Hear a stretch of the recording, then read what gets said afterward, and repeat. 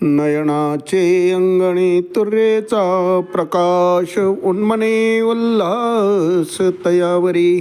श्वेत श्याम कळा प्रकाश गळा, स्वयं ज्योती बाळा लक्ष लावी. ज्ञानदेव म्हणे कैसे हे नयन, चैतन्याची खून आन नाही. माऊली ज्ञानेश्वर महाराज की जय.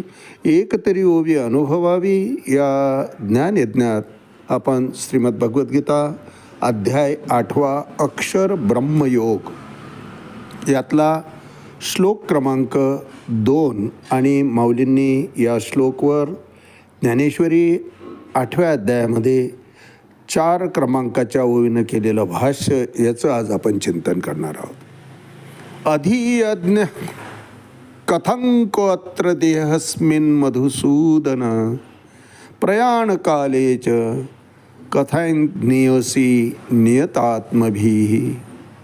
अर्थात हे मधुसूदन, यज्ञाचा अधिपती कोण आहे?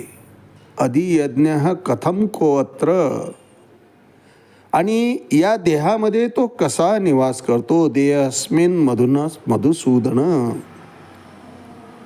आणि भक्तीमध्ये युक्त असलेले तुम्हाला कसे जाणू शकतात? 3 प्रश्न अर्जुनानं या 2 नंबरच्या श्लोकमध्ये विचारले आहे. 8व्या अध्यायाच्या प्रथम श्लोकामध्ये आपण पाहिलं की 5 प्रश्न अर्जुनानं विचारलेले आहे. किम तद्ब्रह्म, किम अध्यात्मं, किम कर्म पुरुषोत्तम, अधिभूतं च किम प्रोक्तम, अधिदैवम किम उच्यते. देवा, ब्रह्म म्हणजे काय? कर्म म्हणजे काय? किम तद्ब्रह्म, किम अध्यात्म म्हणजे काय? कर्म म्हणजे काय? आणि ही सृष्टी कशाला म्हणायचं? आणि दैवत म्हणजे देवता कोण? असे 5 प्रश्न अर्जुनानं पहिल्या श्लोकमध्ये विचारले. किम तद्ब्रह्म, किम अध्यात्मं, किम कर्म पुरुषोत्तम, अधिभूतांच किम प्रोक्तम, अधिदैवम किम उच्यते. आणि या श्लोकमध्ये अर्जुन विचारतो आहे की अधियज्ञ कथं कोऽत्र देहस्मिन् मधुसूदन. यज्ञाचा अधिपती कोण आहे? अधियज्ञ कथं कोऽत्र, आणि या देहामध्ये तो कसा निवास करतो आहे? आणि भक्तीमध्ये युक्त असलेले तुम्हाला कसे जाणू शकतात? 3 प्रश्न आणि आधीचे 5 असे एकूण 8 प्रश्न अर्जुन अक्षर ब्रह्मयोग या अध्यायाच्या सुरुवातीला विचारतो. आणि त्या प्रश्नाचं सविस्तर उत्तर मला कळल असं अर्जुन महाराज म्हणतायत. असं सांगा देवा. आणि भगवंत तितक्याच लाडीकपणे अर्जुनाचा हा हट्ट पुरवत आहेत. यज्ञाधिपती देवांचा राजा इंद्र आणि श्री विष्णू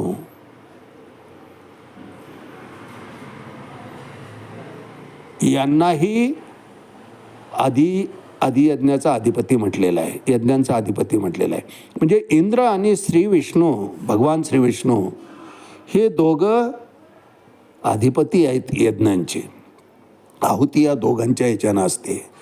या ठिकाणी अर्जुन मात्र कसं विचारतोय पहा. देवा, या देहात तो अधिपती कसा निवास करतो?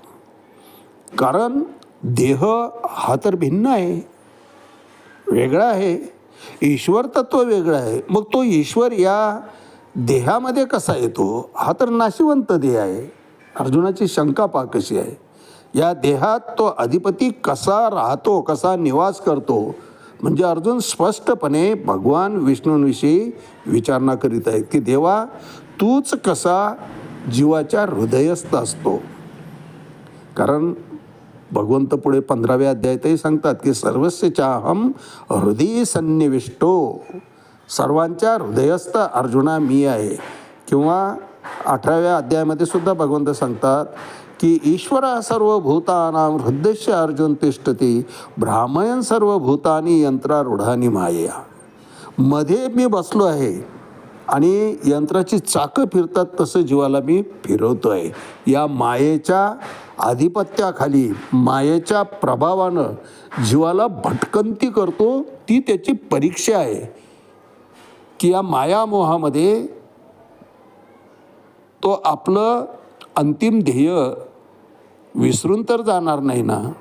आणि त्याला जर विसर पडला, मूळ स्वरूपाची जाण नाही आली, भगवंत स्वरूप जर त्यानं नाही जाणलं, तर त्याची अवस्था कशी होते हे पाहण्याकरता भगवंत म्हणतो मी मध्येच असतो. उपद्रष्टा हनुमंता भरता भोगता महेश्वरा.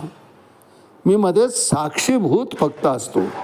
कुठलंच कार्य मी त्याला करायकरता उत्तेजित करत नाही किंवा कुठलं कार्य करण्यापासून मी जीवाला अडवतही नाही, रोकतही नाही. तो करतो त्याच्या कर्मफळाप्रमाणे करतो. त्याच्या भागाला, त्याच्या भोगाला जे काही आलेलं असेल वाट्याला, ते सर्व तो निमूटपणे भोगत राहतो. आणि भोगत राहावं एवढंच त्याच्या हाती आहे.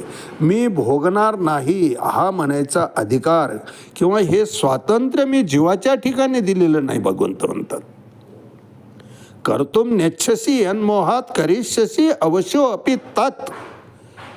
18व्या अध्यायामध्ये स्पष्ट सांगतात भगवंत की तुला हा अधिकारच दिलेला नाही की मी करल किंवा करणार नाही म्हणण्याचा. तुझ्या नशिबात ते घातलेलं आहे, तुला ते करणं भाग आहे. करिष्ये अपि तत्. तुला ते करावंच लागेल भगवंत म्हणतात. वास्तविक इंद्र आणि भगवान विष्णू या दोघांचीही यज्ञाद्वारे उपासना केली जाते. या श्लोकात अर्जुनानं भगवंताला मधुसूदन नावानं संबोधलं आहे. प्रत्येक ठिकाणी भगवंत अर्जुनाला वेगवेगळ्या नावाने हाक मारतोय. कधी कुंतीपुत्र, कुठं पांडुपुत्र, कुठं गुडाकेश, कुठं सव्यसाचीन, वेगवेगळ्या नावानं अर्जुनानंही भगवंताचं वेगवेगळ्या नावाने उल्लेख केलेला आहे. आता या श्लोकामध्ये भगवंताचा उल्लेख, भगवंताचं नाव मधुसूदन म्हणतात, कारण भगवंताने मधु नावाच्या दैत्याचा वध केला आहे. या श्लोकात अर्जुन यज्ञांचा अधिपती कोण आणि तो या देहामध्ये कसा राहतो या शंका विचारतोय. आणि उत्पन्न झालेली शंका ही आसुर वृत्तीप्रमाणेच असते. ती माणसाला चैनच पडू देत नाही महाराज.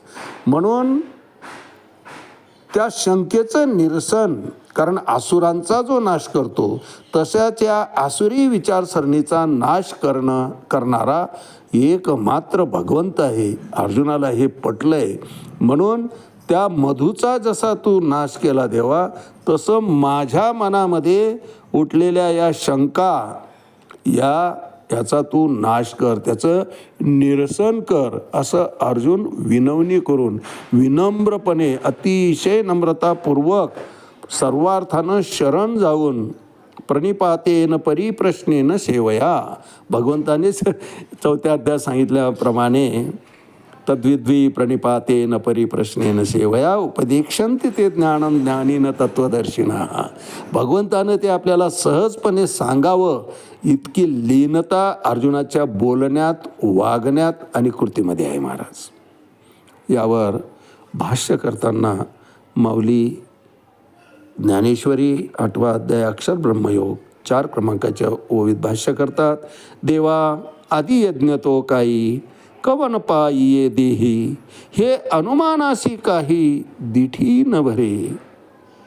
अरे देवा, यज्ञाचा अधिपती कोण आहे आणि त्याचा या देहाशी संबंध काय आहे? त्या अधिपतीचा म्हणजे अर्थात भगवंता तुझा आणि या देहाचा काय संबंध आहे हे अर्जुनाला जाणून घ्यायचं आहे. तू हृदयस्थ कसा आहे हेच जणू अर्जुनाला जाणून घ्यायचं आहे. तू तर बाहेर दिसतोय, मग तू हृदयस्थ कसा आहे? तुझा संबंध या देहाशी कशा करता आला आहे? काय नातं आहे? हे मी खूप विचार केला. ते अनुमानानंही काहीच लक्षात येत नाही अर्जुन म्हणतो. की देवादी यज्ञ तो काही कवन पाये देही, हे अनुमानासी काही दिठी न भरे.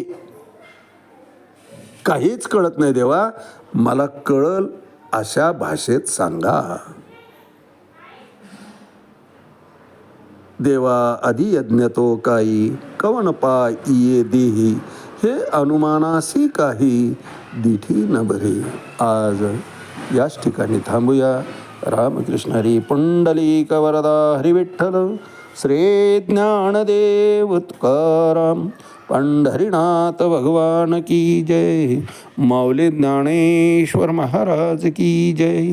जगद्गुरु तुकाराम महाराज की जय. शांती ब्रह्म एकनाथ महाराज की जय. आदि शक्ती मुक्ताबाई की जय.